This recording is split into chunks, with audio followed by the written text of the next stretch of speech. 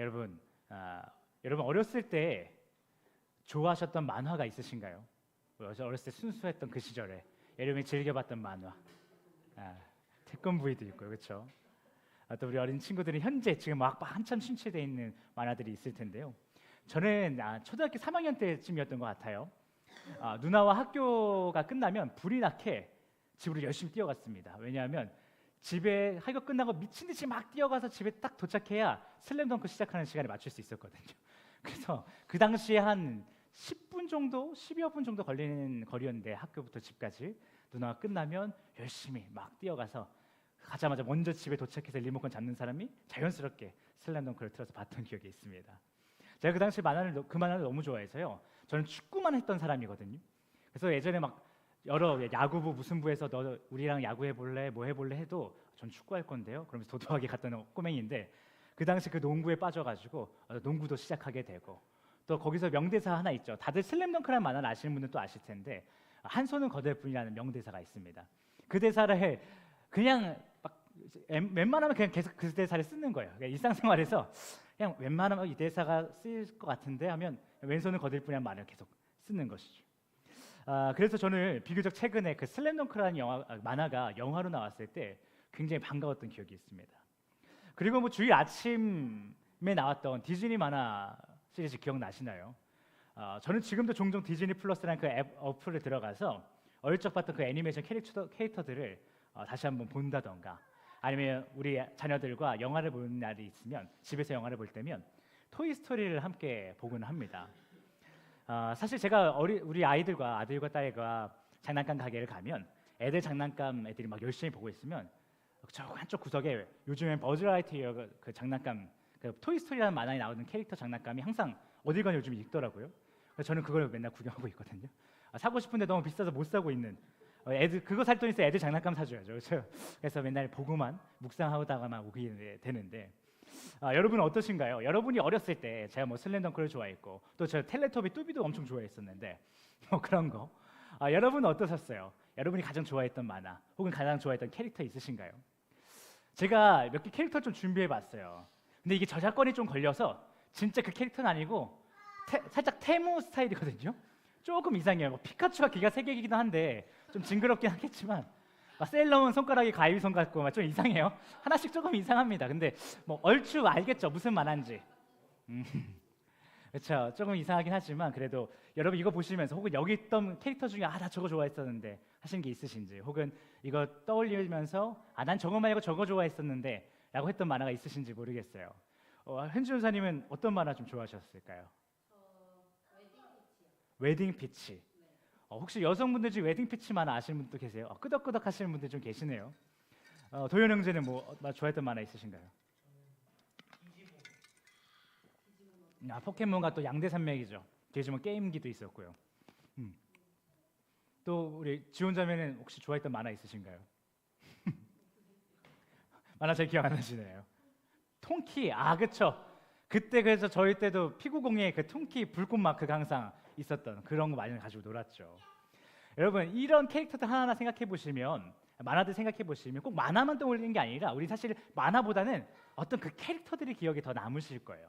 그리고 그 캐릭터가 했던 어떤 동작 혹은 어떤 그 장면 통키 하면 통키가 그 불꽃슛을 던지는 장면이라던가 뭐 디지몬이라면 디지몬이 막 갑자기 역경 가운데 막 진화를 해가지고 막 싸운다던가 뭐 이런 것들이 있죠.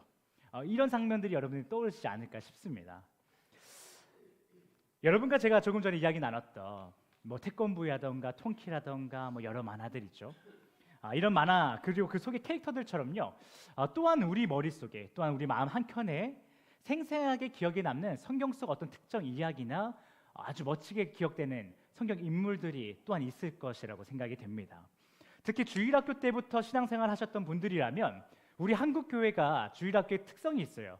저 성경 인물 위주로 교육을 많이 하거든요. 현재까지도 좀 그런 게 있는데 그래서 어렸을 때부터 여러분 중에 주일학교를 다니셨던 분들이라면 어떤 인물이 어떻게 했던 그 장면 그런 것들이 여러분 기억에 잘 남아 있지 않겠나 싶습니다. 성경 속에서 그 뭔가 죽음을 불사하면서까지 하나님을 나의 하나님이라고 말했던 그 많은 상남자들 기억나시나요? 알파메일들 요즘 말로 해서 그리고 뭐 여자분들 중에서도 그와 못지않게 강력한 리더십과 믿음을 보였던 여자 캐릭터들이 여자 성경 인물들이 있지 않습니까? 여러분, 우리 그런 경험들, 주일학교나 교회에서 성경 인물 위주 어떤 교육을 받았던 그런 경험들로 인해서 우리는 더 다양한 성경 속 이야기와 성경 인물들이 여러분 기억 속에 아까 우리가 나눴던 최애 만화 혹은 그 캐릭터들과 함께 여러분 가운데 자리 잡아 있을 것이라 생각됩니다. 통키가 자리 잡아 있고 디지몬이 자리 잡아 있는 것처럼 그 옆에 다윗, 멋있는 다윗이 있지, 혹은 멋있는 뭐 베드로가 있지, 바울이 있지, 이런 식의 여러분이 기억하고 있는 성경 인물 혹은 그 이야기가 함께 있지 않을까라는 생각이 듭니다. 그래서 오늘은 만화는 아니지만요, 각자 기억하고 있는 최애 만화나 그 캐릭터, 그것들처럼 우리들의 기억 가운데 남아 있을 법한 성경 속 상남자들, 그 알파 메일들의 이야기를 다시 한번 들여다보면서 모든 것을 순수하게만 받아들였던 그때, 혹은 가장 신앙 시침이 뜨겁고 열정이 넘쳐났었던 그때가 아니라 그냥 평범한 오늘을 살아가고 있는 여러분에게 그 성경 인물들의 이야기가 이제는 어떻게 해석이 되고 어떤 감정을 불러일으키는지 살펴보고자 합니다. 여러분, 지난주부터 우리가 어떤 말씀을 살펴보기 시작했죠? 우리가 사도행전과 사도신경을 다루다가 이제 구역으로 다시 넘어왔습니다. 다니엘서를 보고 있는데요, 거기서 다니엘이요, 바벨론의 느부갓네살 왕의 꿈 내용과 그 의미를 해석한 것으로 인해서 왕에게 엄청난 신뢰를 받게 되죠. 그래서 왕국의 그 바벨론 왕국에서요, 왕 다음의 자리에 앉게 됩니다. 그리고 다니엘은 바벨론에 있는 모든 지혜자들 중에 너가 최고야라는 인정을 받게 돼요. 또 이 다니엘이 굉장히 의리가 있는 게, 우리가 꼭 다니엘을 얘기할 때 다니엘만 얘기하지 않고 대부분 누굴 또 같이 얘기하죠? 다니엘과 세 친구를 얘기합니다. 의리가 있는 친구들인데요, 이 의리 있는 다니엘이요, 혼자만 요직에 앉는 것이 아니라 왕에게 얘기를 해요. 왕이시여, 이게 저만 이렇게 수고해서 된 일이 아니라 제 친구들 3명이 있는데요, 누구가 있는데 얘네들도 좀 기억해 주십시오. 이렇게 했더니 왕이, 그래? 그러면 걔네들은 각 지방을 다스릴 수 있는 중책에 내가 넣어줄게 해서 다 자리를 꽂아줬단 말이에요. 그렇게 이런 전개만 보면 다니엘과 그 세 친구가 왕에게 신뢰를 받고 또 요직이 않는 그런 전개들을 보면 마냥 좋은 일들이 계속 있는 것 같아요. 그런데 이게 마냥 좋은 일만은 아니었다라는 거예요. 무엇이 안 좋았냐 하면, 당시 바벨론에는요, 다니엘과 다니엘의 세 친구가 느부갓네살 왕에게 신뢰를 받기 전에, 그 전에 이미 그 느부갓네살 왕에게 신뢰를 받고 있었던, 그래서 활발하게 활동하고 있었던 지혜자들이 있었거든요. 그런데 어느 날 갑자기 이방인 다니엘과 그의 세 친구가 왕에게 와서 뭐라고 몇 번 말하더니 신뢰를 받고 요직이 않는 것을 보니까, 그리고 자신들 그 지혜자들이라는 무리 가운데서 가장 지혜로운 어른이라는 칭호를 받게 되니까 마음이 불편하기 시작한 거예요. 여러분, 그렇지 않겠습니까? 얘네들은 갑자기 어디서 굴러 들어온 애들인데 얼마 전까지 막 교육생이었는데 갑자기 얘가 뭐 말 한번 잘해가지고 요직에 앉은 거예요. 자신이 갖고 있던 모든 부귀 영화들을 다 뺏어가는 것을 보고 있는 거예요. 물론 다니엘과 그 세 친구가 꿈 해석을 했던 것 때문에 지혜자들이 다 죽을 위기에서 살게 된 것은 맞습니다. 그래서 감사하긴 해요. 그리고 안도하긴 했습니다. 근데 그런 건 잠시고요. 사람이 그렇잖아요. 간사해가지고 계속해서 내가 있어야 될 자리라고 생각하는 그 자리에 누군가가 차지하고 있는 것을 보면 배가 아픕니다. 기분이 나쁜 것이에요.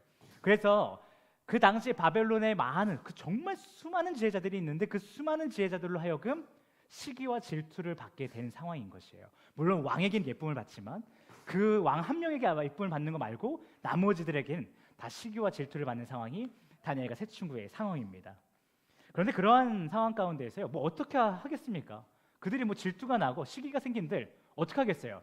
지금 당장 왕에게 가장 예쁨을 받고 신뢰를 받고 있는 게 누구예요? 다니엘과 세 친구입니다. 괜히 시비 걸었다가 왕이시여, 쟤네가 좀 귀찮게 하고 좀 짜증나게 합니다. 저를 화나게 하고요, 위협합니다. 그러면 느부갓네살이 누구를 혼나겠어요? 기존의 지혜자들을 혼내겠죠. 그러니 기존에 있던 지혜자들, 왕에게 신뢰를 받던 사람들은요, 그냥 불편한 마음을 속으로만 가지고 있고 기회를 호시탐탐, 어떻게 하면 쟤네들도 너무 떨어뜨리지? 저 요직에서 내려앉게 만들지? 라는 것을 호시탐탐 기회를 엿보고 있었다라는 거예요. 그런 가운데 느부갓네살이요, 어떤 한 가지 대형 프로젝트를 추진합니다. 뭐냐면 갑자기 느부갓네살이 굉장히 큰 신상 하나를 만들어요. 길이가 28m 정도가 되고요, 28m 조금 넘고요, 넓이는 약 3m가 되는 굉장히 화려하고 반짝이는 신상 하나를 만들기 시작합니다. 그러면서 이 신상을 만들어서 자랑해야 되지 않겠습니까? 얼마나 많은 돈과 인력과 자신의 뭔가 바벨론의 강함을 보여줄 수 있는 계기잖아요. 그래서 이걸 만들고 그냥 혼자만 좋아하는 게 아니라 많은 사람들을 초대합니다. 성대하게 낙성식을 준비해놓고 많은 사람들이 다 초대장을 보내는 거예요. 사람들을 보내서 야, 사람들한테 알려. 각 지방, 각 나라의 중책을 맡고 있는 사람들에게 우리 낙성식을 할 거니까, 이 거대한 신상을 만든 것을 오픈할 거니까 다들 구경 오세요. 꼭 참석해야 됩니다. 나 바벨론 왕이에요. 꼭 참석하세요. 그래서 사람들 다 불러 모은 거예요. 근데 다 불러 모으고 너무 소박하면 또 안 되잖아요. 그래서 화려한 악기를 다 깔아놓습니다. 엄청나게 많이 깔아놔요. 그러면서 그 낙성식, 엄청난 스케일을 자랑하는 낙성식에 진행을 맡은 사회자가 큰 소리로 이렇게 외치면서 그 낙성식을 시작하게 됩니다. 뭐라고 외치냐면요, 잘 들으십시오. 왕의 명령입니다. 각종 화려한 악기들이 연주를 시작하면 그 소리에 맞춰 모두 엎드려 그 신상에게 절을 하십시오.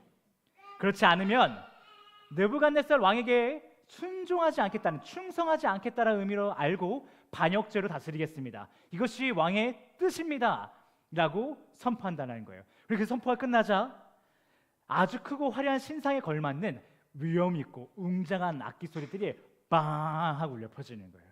엄청난 그 공간에 그 소리가 울려 퍼지기 시작하는 거예요. 그러니까 그 소리에 맞춰서 일제히 그곳에 모였던 수많은 사람들이, 수를 헤아릴 수 없는 사람들이 모두 엎드려 절을 하게 됩니다. 그런데 여러분 잘 아시죠? 그 순간 어떤 일이 벌어지나요? 무슨 일이 벌어지나요? 우리가 어렸을 때부터 교회를 다니셨던 분들은 정말 많이 들어보셨을 만한 이야기예요. 다니엘과 세 친구가 느부갓네살의 왕 그 신상에 절을 하지 않는 그 사건이 이 대목에서 일어나게 됩니다. 여러분, 현재 본문 상황이 펼쳐지고 있는 그 장소는요, 두라 평지라고 하는 곳인데요, 그것이 현재 어딘지는 잘 몰라요. 밝혀지진 않았어요. 그런데 그 평지라는 것이 갖고 있는 의미가 뭐예요? 어떤 특성을 갖고 있나요? 숨을 곳이 거의 없다라는 거예요. 정말 허허벌판이었고 정말 그 많은 인원을 정말로 수용해야 하기 때문에 아주 넓고 바른 공간이었을 것입니다. 그래서 다니엘과 세 친구가 숨을 곳은 하나도 없다라고 봐야겠죠. 그리고 그 당시 그들이요, 왕에게 신뢰를 받고 이쁨을 받았잖아요. 우리 어떠세요? 왕과 그 권력자의 이쁨을 받는 사람들이 거대한 행사를 할 때 어디 구석탱이에 자리가 마련되지 않잖아요. 왕 옆에 앞쪽에 좀 중요한 자리에 앉게 되죠. 그러니까 이 세 친구가요, 저기 뭐 사람이 개미만큼 보일 만한 저 구석탱이에 앉아 있던 게 아니라 그 넓은 벌판에, 그 평지에 왕 다음에 있는 자리, 그 앞자리, 누가 봐도 그냥 딱 볼 수 있는, 아 저기 누구 있네, 저 세 친구 있네 라고 할 만한 그 자리에 위치해 있었다는 거예요. 이 말이 좀 무슨 말인가요? 당시 낙성식에 참여한 모든 사람들이요, 딱 절을 하잖아요. 웅장한 소리와 함께 딱 절을 왁 하는데 뭐야, 쟤네도 왜 절 안 해? 라고 할 만한 그 상황, 그 모습을 모두가 확인할 수밖에 없는 순간이 왔다라는 거예요. 근데 좀 전에 어떤 것이 선포됐어요? 절하지 않는 자, 느부갓네살에게 충성하지 않는 것으로 반역죄를 여겨서 그에 마땅한 벌을 내리겠다라고 선포했잖아요. 그런데 그 세 친구가 그 불순종을 벌이고 있다라는 것이에요. 그래서 바로 고발을 당합니다. 3장 8절을 보시면요, 다니엘과 세 친구를 엄청 시기 질투했던 갈대아 술사들이 바로 치고 나와요. 질투하고 있었던, 호시탐탐 기회를 노리면서 그들을 무너뜨리고 싶었던 갈대아 술사들이요, 치고 나갑니다.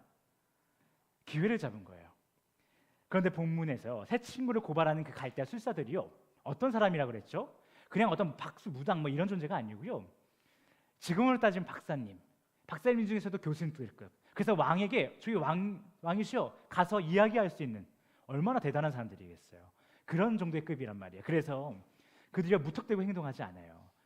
그냥 허접한 사람들이 아니라는 거예요. 굉장히 머리가 뛰어나고 전략가들이에요. 정말 지혜로워요. 그래서 왕에게 가서 어린애들에게 고자질 하듯이 왕이요, 저 친구들이 저를 안 해요 이렇게 한 게 아니라, 이 천군 같은 기회를 험하게 날릴 수 없으니까 왕이 자신들이 원하는 대로 움직이도록, 즉 저 꼴 보기 싫은 유다, 다니엘과 저 세 친구들을 왕이 죽일 수밖에 없는 상황을 만든다라는 거예요. 점점 유도해 나가기 시작해요. 어떻게 유도해 나가냐면요, 현재 그곳이 왕의 모든 신하들이 모여 있는 장소입니다. 그리고 신하들뿐만이 아니라 정치적인 관계가 있는 수많은 나라의 사람들이 다 모여 있는 곳이에요. 그래서 그들이 갈대아술사가 갑자기 낙성식 중에 왕에게 가서 얘기를 하려고 하니까 뭐야? 뭐지? 하고 쳐다본다는 거예요. 누군가 귀를 쫑긋하고 있는 것이죠. 그때 물어보는 거예요. 왕이요, 제네가요가 아니라 왕이요, 아까 신상에게 절하지 않는 자 어떻게 하겠다고 하셨습니까? 풀무불에 던져 죽이겠다고, 즉시 죽이겠다고 말씀하셨죠? 라고 다시 한번 확인하는 거예요. 그때까지 느부갓네살 왕은요, 자기가 그 낙성식, 자기가 이 거대한 신상을 만들었고 바벨론의 힘이 이만큼 세다는 거에 취해 있어서 상황 파악을 하지 못하고 있었거든요. 그래서 그 말을 들으니까 당연하지, 어디 감히 나한테 충성을 안 해, 반역이를 당장 내가 죽일 거야. 맞아 라고 얘기를 합니다. 여러분, 풀무불이라는 것이요, 그냥 뜨거운 것이 아니라 쇠와 납을 넣으면 그냥 녹아버릴 만큼 용광로처럼 뜨거운 불이거든요. 근데 신상에게 절하지 않는 자를 즉시 그 불에 넣어서 죽이겠다고 왕이 공언을 했어요. 그래서 모든 부하들 앞에 그것을 공언했다는 거예요. 그러니까 이 말을 지키지 않으면 어떻게 되겠어요? 바벨론의 왕, 이 사람의 말을 지키지 않으면 당연히 죽을 것이고, 또한 만약에 누군가 그렇게 불순종을 했는데 왕이 자기가 말했던 대로, 공표했던 대로, 그 모든 신하 앞에 소리쳤던 대로 누군가 정말 즉시 죽이지 않으면, 처형하지 않으면 바벨론의 위세가 어떻게 되겠어요? 바벨론의 그 질서가 어떻게 되겠어요? 다 무너지는 거예요. 바벨론 왕 물렁물렁하네. 그냥 좀 말 안 들어도 몇 번씩은 말 들어주는 것 같은데, 그러면 부하들 중에서는 반항하는 사람들도 나올 것이고, 상대 밑에 속국이라고는 하지만 언제든 치고 올라오고 싶어하는 그 다른 나라들은 한번 그냥 간을 좀 봐볼까? 살짝 공격해볼까? 이런 마음들 갖지 않겠어요? 정말 왕이 말한 대로 정말 즉시 죽여야지만이 진짜로 저 사람 다 보통 아니구나, 칼 같은 사람이구나, 말 잘 들어야지, 이렇게 되지 않겠냐는 거예요. 그러니까 이 갈대아 술사들이 이런 정치적인 상황을 지금 잘 이용하고 있는 거예요. 왕이 자신이 했던 말을 다시 거둘 수 없는 상황을 만들어 놓은 거예요. 그래서 다시 재확인하죠. 갑자기 왕이 나 그런 적 없는데?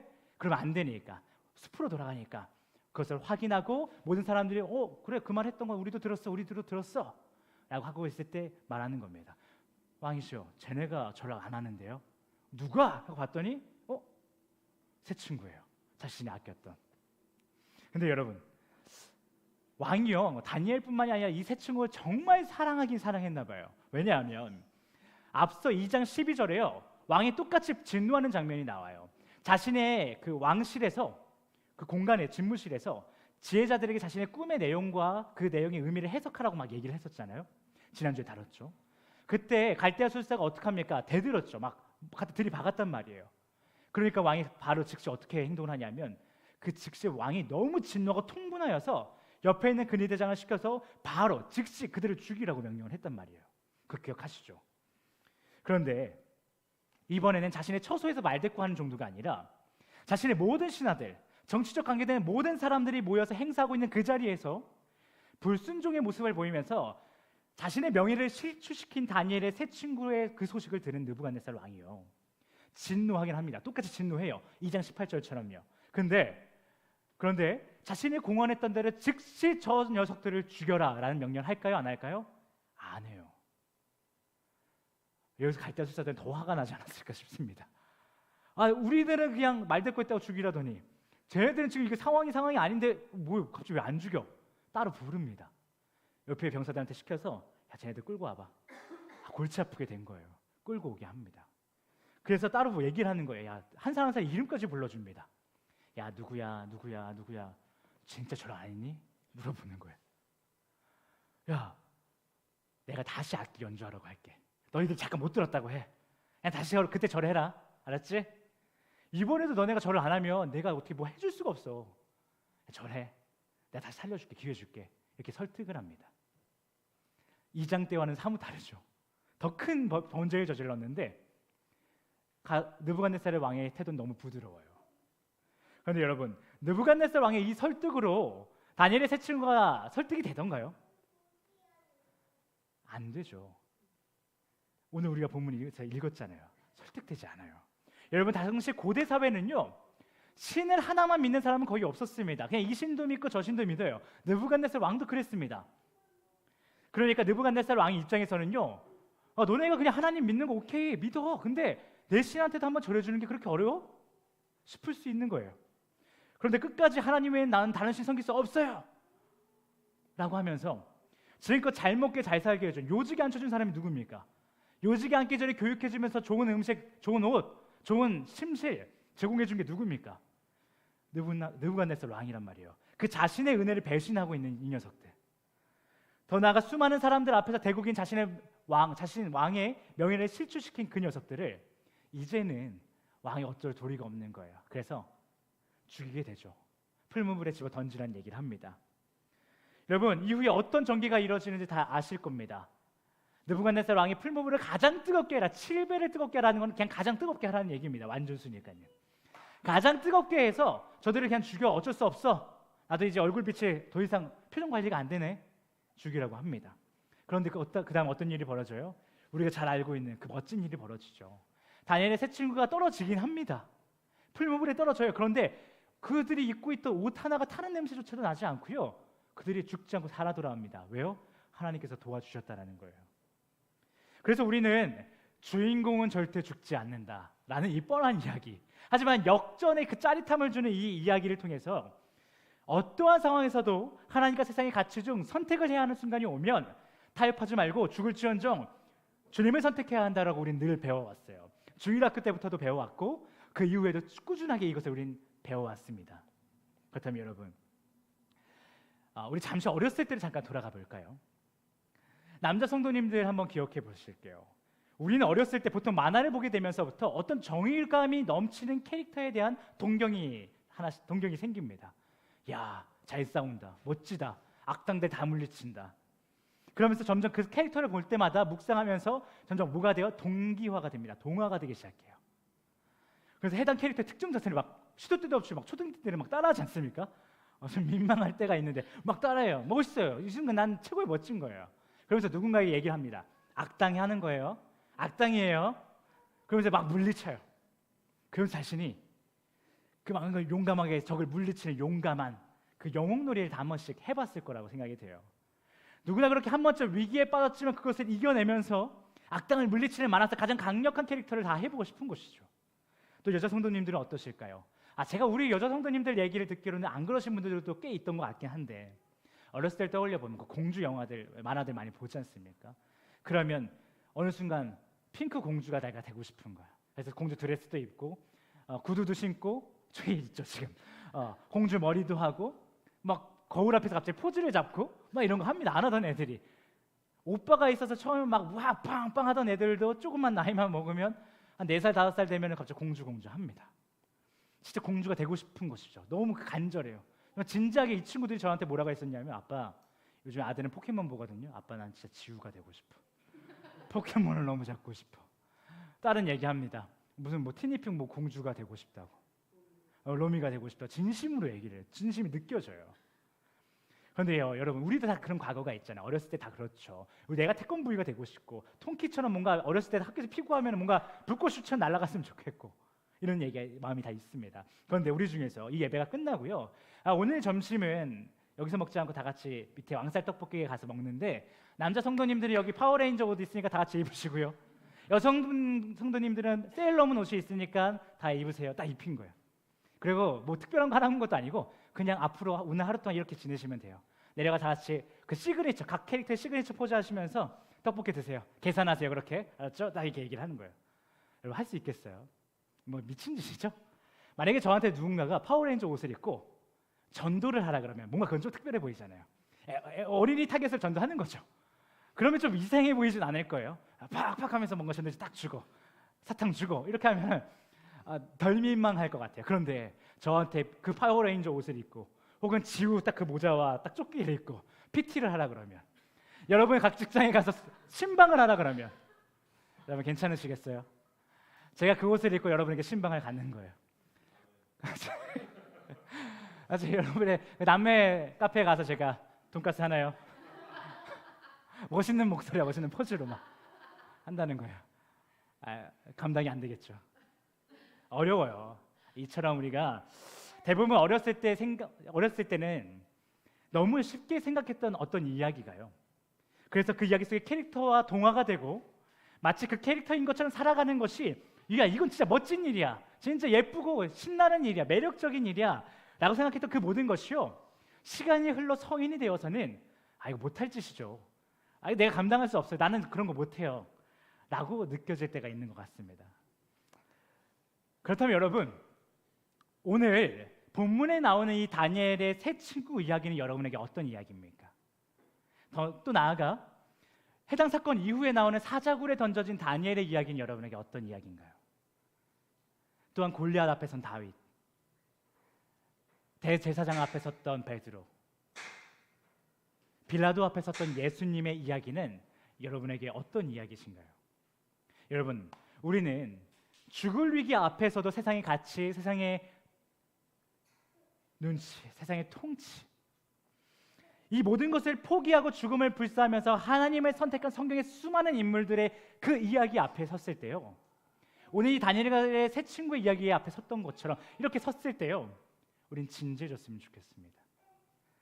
마치 정의로운 만화 캐릭터를 보고 어여쁜 공주 캐릭터를 보고요, 멋진 이야기다, 진짜 매력 있는 캐릭터다 라고 말하면서 인생에서 그냥 지나쳤던 것 같이 성경의 이야기를, 그리고 그 성경 속에 등장하는 인물들의 보이지 않는 고민과 갈등을 가볍게 다루지 않았으면 좋겠다라는 거예요.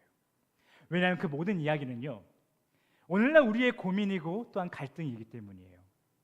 조금은 더 진지하게 고민하고 집중해서 파고 들어가면요, 성경 속 모든 인물들이 갖고 있는 고민과 갈등은 오늘 우리가 겪고 있는 모든 고민과 갈등, 그것과 동일하다라는 거예요. 말씀 가운데 주님의 사람들이 보였던 목숨을 건 선택들은요, 그 선택들은 또한 바로 우리가 오늘 고민 중에 갈등 가운데 빠져 있을 때 결국 선택해야 하는 모습들이기도 하다라는 거예요. 그래서 우리가 그들이 갖고 있는 그 스토리들, 그것 가운데 갖고 있는 고민과 갈등들, 그리고 그들이 끝내 보였던 선택들에 있어서 가볍게 지나가고 그냥 멋진 것, 멋있는 것, 매력 있는 것, 대단한 것쯤으로 치부하고 지나가는 것이 아니라 그것 가운데 머물러 있어야 되고 그것 가운데 진지한 고민이 시작돼야 된다는 거예요. 만약 우리가 주님께서 보여주시는 이 성경이라는 인생의 해답지를요, 어렸을 때 만화 보듯이 가볍게 지나가고 인생 전반에 걸쳐 진지한 자세로 대하고 있지 않다면요, 그러나 우리는 어렸을 때는 내가 파워레인저이고 공주였지만 성인이 된 지금에는 그런 옷을 입고 그런 행동을 따라하는 것은 정상적이지 않다라고 생각하는 것처럼, 아까 우리가 다 웃으면서 말도 안 돼 막 했잖아요. 그런 것처럼 세상이냐 하나님이냐라는 질문 앞에 둘 중에 하나만을 선택하는 것은, 그런 것은 지혜로운 성도가 보일 행동이 아니라고 말하게 되는 날이 온다라는 거예요. 마치 그것은 아주 유치한 신앙인들, 아직 미성숙한 자들이 하는 행동처럼 보인다라는 거예요. 마치 초딩들은 그것에 진지하지만 어른들이 보기에 저 자세는 좀 안 했으면 좋겠어, 저건 너무 유치해, 무모해 라고 말하는 것처럼 우리가 주님의 말씀을 묵상함에 있어서 진지하게 머물러 있지 않으면요, 인생 전반에 걸쳐 이 각 인물들의 이야기들에 담겨있는 고민과 갈등을 나의 것으로 취하지 않으면요, 우리는 성경 가운데서 말하고 있는 세상과 하나님 중 단 하나, 하나님만을 선택하라는 그 말이 유치한 것처럼 들리는 거예요. 무모한 것처럼 들리는 거예요. 사랑하는 헤이스 패밀리 여러분, 우리가 성경을 바라볼 때 즐거워야 됩니다. 기뻐야 됩니다. 그러나 진지함은 놓치지 말아야 합니다. 그렇게 우리가 진지함을 잊지 않으므로 10대, 20대가 지나고 어느새 어리지만 않은 나이가 된, 그래서 이 사회에서, 가정에서 점점 책임져야 하는 것이 많아지는 우리가 오직 예수, 오직 주님만을 의지하는 것, 하나님의 나라만을 소망하는 것, 그것은 정상적이지 않다라고 고백하는 일이 없기를 바랍니다. 나는 이제 10대 그 중고등학교 때 청소년부가 아닌데요, 나는 이제 사회에서 직책이 있고요, 팀원이 있고요, 가정에 내가 맡은 역할이 있는데요, 옛날에 나 그렇게 뛰어면 다니면서 찬양하고 집회 다니는 거죠, 예배 사모하는 거죠, 성인 되면 주일날 한 번이면 충분하죠, 등등 많은 면에 있어서 우리가 주님만을 소망했던 그것들이 유치하고 무모한 것이라고 여기는 일이 없기를 축복합니다. 성경은 우리에게 분명하게 말합니다. 우리의 모든 고백, 모든 선택은 오직 주님만이어야 한다고 말합니다. 여러분, 우리가 오늘 살펴본 말씀에서요, 느부갓네살 왕은요, 다니엘의 세 친구를 어떻게 해요? 설득합니다. 생각해보면 말투도 굉장히 부드럽습니다. 그만큼 그가 다니엘과 그의 세 친구를 아꼈다라는 거예요. 그렇게 느부갓네살 왕은요, 다니엘의 세 친구를 아껴주는 사람, 더 나아가 잘 먹여주고 잘 입혀주고 좋은 직장과 명예도 주면서 자립할 수 있도록 도와준 사람입니다. 얼마나 감사한 사람이에요. 그리고 그는요, 다니엘과 새 친구의 하나님을요 인정해줘요. 그래, 너 하나님 믿어. 너 교회 다니는 거 멋지다고 생각해. 교회 다니는 사람들 착하고 좋더라. 인정해줘요. 다만 자신의 신도 인정해달라고 얘기할 뿐인 것이에요. 그런데 인정하지 못하겠다면, 야, 그러면 그냥 음악 한번 다시 올릴 테니까 그때 절이라도 한번 해줘. 너도 살고 나도 살아야지. 얘기해준 사람이 굉장히 타당하죠. 뭐 논리적이에요. 굉장히 뭔가 서로 이득이 되는, 윈윈 되는 얘기예요. 여러분, 우리가 이 이야기들을 쉽게 지나치지 말자는 거예요. 진지하게 우리가 상황을 바꿔서 생각해 보자는 거예요. 여러분이 오늘날의 자리에 있기까지 도와줬던 사람들, 그리고 앞으로도 여러분을 잘 인도해주고 어려움을 당하지 않도록 해주며 여러분의 신앙을 인정해주는 사람. 그런데 그가요, 자신을 한 번만 여러분에게 도와달라고 얘기합니다. 지금껏 너가 나에게 계속 도움을 받았다면 이번 한 번만은 너가 나를 도와달라고 얘기합니다. 자신과 같이 세상의 권력이라고 하는 그 우상에게 한 번만 절을 하자고 합니다. 계속 절을 하라고 하는 것도 아니고요, 한 번만 절을 하자고 얘기를 합니다. 그렇게 한 번만 너가 나한테 도와주면, 나랑 같이 그냥 대충 그냥 고개만 한번 조아려주면 나한테 큰 도움이 될 것 같아 라고 얘기를 합니다. 여러분이 지금까지 받았던 은혜를 어떻게 갚을 수 있지라고 고민했던 그 사람이요, 그거 한 번이면 된다라는 거예요. 그럼 그 사람도 좋고 여러분도 그 은혜를 갚을 수 있고, 여러분 앞으로도 그 사람이 갖게 되는 막대한 이득을 함께 공유받을 수 있다라고 얘기를 합니다. 그러니 그들이 제안하는 거예요. 그러니까 말씀을 통해서 주님을 더 알려고 하지 말고 나와 함께 세상을 좀 알아가 보지 않을래? 나와 함께 거룩한 주님의 교회를 바로 세우는 거 말고 자신의 안정된 그 가정의 삶을 영위하기 위해서 세상의 모임에 좀 나가보지 않을래? 주일날 한 번 빠지는 거 일 아니잖아. 얘기한다라는 거예요. 제 연대하는 우리 정유장교회 최현성 목사님이 일반 사람들과 이제 성도 아니신 분들과 축구 모임을 했는데 골키퍼를 엄청 잘하시거든요, 정유장교회 목사님이. 그런데 거기 멤버 중에 한 분이 그러셨다는 거예요. 풋살 대회를 나가야 되는데 주일날 대회를 하는데 한 번만 빠지면 안 돼요? 한 번만, 월찬에서 한 번만 빠지면 안 돼요? 아니 52주 중에 한 번인데? 했다는 거예요. 여러분에게 굉장히, 여러분 사역자는 아니잖아요. 저는 한 번 빠지면 안 되지만 여러분 빠지는 거 그럴 수도 있다라고 여길 수 있잖아요. 등등 수많은 것들 얘기한다라는 거예요. 그리고 지금 당장 내 자녀가, 내 부모가 죽게 생겼는데, 야, 지금 무슨 교회 신앙 타령이니? 나랑 함께 세상에 나가서 열심히 일해보자. 진짜 효도해보자. 좋은 부모 돼보자. 좋은 형제 돼보자. 한번 나랑 세상에서 열심히 살아보지 않을래? 제안한다는 거예요. 여러분, 정말 하나님을 선택하기 위해서 세상을 알아가는 지식과 일상의 안정과 여러분의 목숨과도 같은 그 가족을 포기할 수 있으십니까? 오늘 성경에서는 그것들을 얘기하고 있는 거예요. 그 다니엘서는 그 싸움들을 주구장창 얘기합니다. 여러분, 그거 가능하시겠어요? 아, 예전에 다니엘이 이것을 싸웠구나, 이것을 고민했구나, 새 친구가 이렇게 어렵게 살았구나, 갈등, 참 이때는 신앙생활하기 어려웠겠다, 이게 아니고요, 오늘 우리에게도 똑같다고요. 겉에 모습만 달라졌지, 형태만 달라졌지 똑같다고요. 너 안정된 일상 포기할 수 있어? 세상을 알아가는 그 지식, 세상 나가서 너 명예로워질 수 있고 너가 대단해 보일 수 있는 그 지식들 다 포기할 수 있어? 너 가족 포기할 수 있어? 우리에게 매일같이 주어지는 질문 아닌가요? 오늘 이 질문이 여러분에게 당연하죠. 당연히 그렇게 할 겁니다. 하나님만을 선택할 것입니다 라고 하는 결의에 찬 고백을 불러일으키지 못하고 있다면, 여러분, 이 질문은 여러분에게 가슴 찢어질 듯한 아픔을 주는 질문이어야 합니다.